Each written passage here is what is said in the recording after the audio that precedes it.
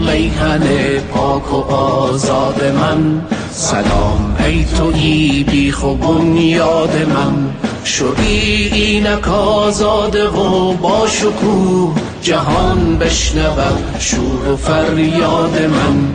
امارت سلام شنو این کلام، به جز حق نترس مرا این پیام. خدا با تو با دلت شاد شاد، چه تحریم شدیم چه رفتیم زیاد. جهاد و نبرد سرنوشت من است، چو دشمن همیشه مرا دشمن است. مرا ملتی پاک و هر دم شهید، همه شیر میدان ز مرد و زن است. زیادت مبر ای مرا هموطن، رشادت بود ریشه جان و تن. شهامت شهادت همیشه به پاد، چو باد جزو فرهنگ و ایمان من. تباهی سرانجام اشغالگر است، اگرچه به هر جا بزرگ و سر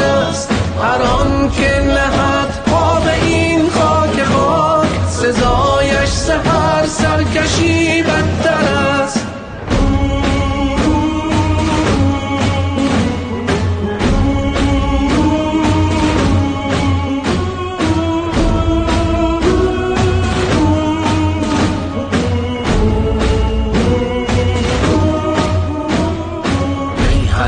میهنم ای روح و تنم، پر از مهر توست دل و دامنم.